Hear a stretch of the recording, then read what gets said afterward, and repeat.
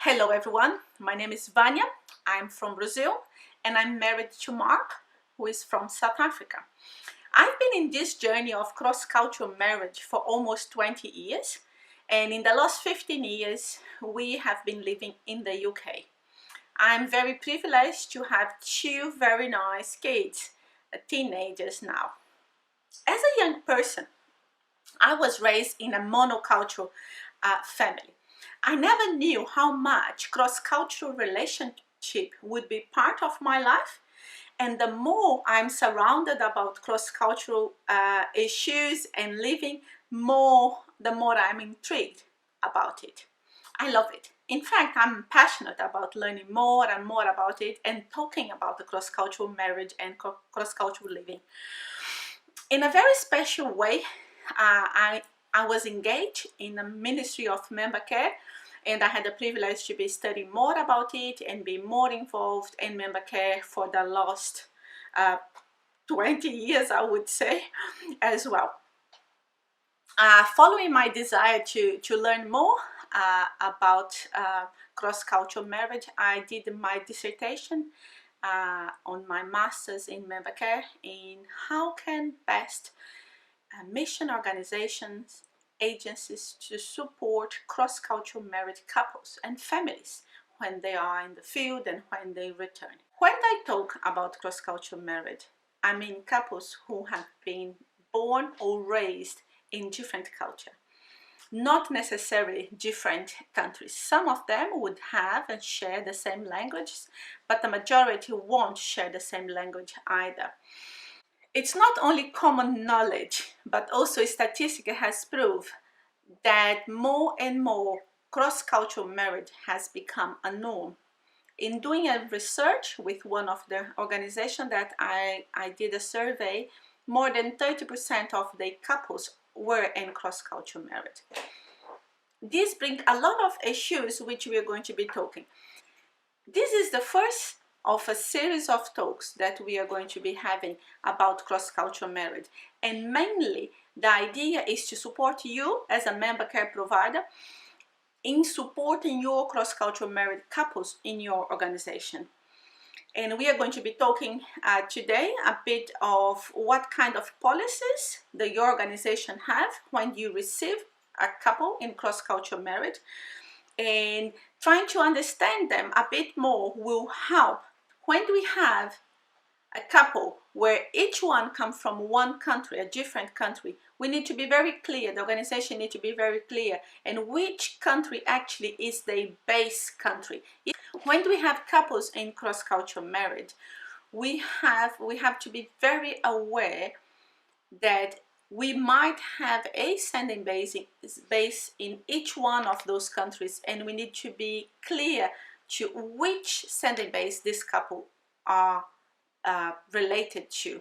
Some organizations, they split in a way, couples where the wife belongs to that sending base that is from her own country, and the husband from the sending base which is his own country. And the organization combine the two, and the couple actually belong or respond to a specific sending base chosen by each one of them. But it's very important that the organization, especially a big organization that is spread around the world, that they would be very clear for which headquarters that couple belong to. Also, we need to make it very clear for the couple who are they accountable to.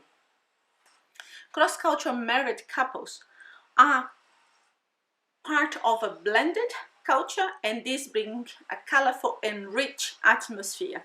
When these couples are strong, resilient and fruitful, they serve as a great role model in the place where they are serving. Cross-cultural marriage is exciting, it's rewarding. However, it comes with its challenges. One of them is home. Where is home?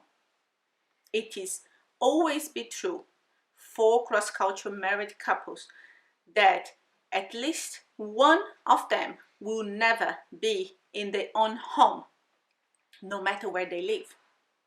This can bring a lot of issues, and for the organization, it is important that they understand that, especially when we talk about re-entry And that is one point that organizations need to be very clear when they are relating to the couple, but couple also to understand that that fact that when they're doing re-entry, one spouse is doing re-entry but not the other.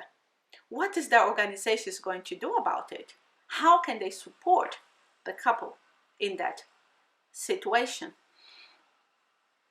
Also, the family obligations challenge. Each culture has different obligations to the family. I'm Brazilian. From a Brazilian point of view, we are very much more gregarious, and we have everything is done in the family, and the extended family actually encompass a lot of people, a lot of cousins, as my husband say. My husband is from South Africa, as I mentioned, but quite linked into a English culture, a much more smaller, reserved, and the nuclear family, it's a small, and extended family, it's not as much as part of the nuclear family. Another big challenge is the language. Being in a multi-language environment all the time.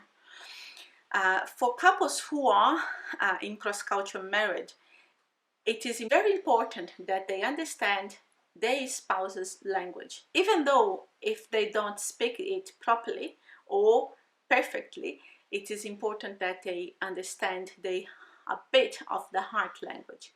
And the organization can place a big impact, can have a big impact in encouraging couples to learn each other language.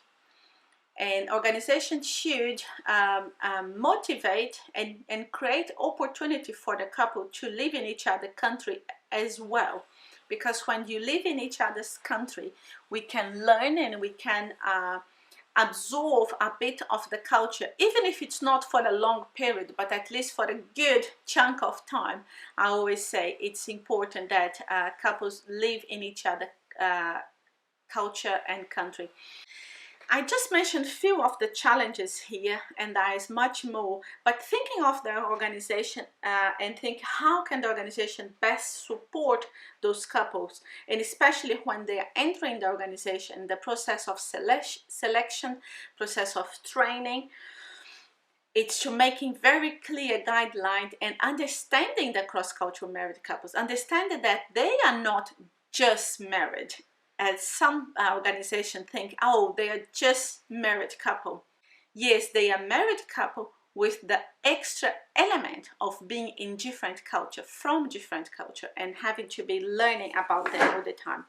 Janet Fraser-Smith have mentioned about the challenges of cross-cultural marriage, and one thing that she says, it's that there are situations which the demands of cross-cultural marriage will differ from those on monocultural marriage. And I think it's very important that the organization, the Sunday organization, have it very clear in their minds that when they are dealing with a cross-cultural married couple in their organization, they have to have this open. They have questions that will make them think about their future, about where they're going to retire, about re-entry. And there's a loads of things that we can go on and talk about, and in the other videos we are going to be dealing with that, about how cross-cultural married couples are living cross-culturally, what are the potential conflict that they may find. And on the conflict, we are going to be dealing with communication styles, learning about their personalities, which is very important, and also decision making, and helping the cross-cultural married and give them time for the decision making as well. So we are going to have other videos which will cover other topics on cross-cultural marriage and how best can your organization to support those couples and to help them to be resilient and strong and with a better understanding of themselves, but also of being able to serve in that country of service in a very positive way. Thank you very much. If you have any questions, if you want to make any comments, I would love to hear from you. I would love to hear how your organization are doing and what are they providing for the cross-cultural marriage in your organization. Thank you very much. Bye.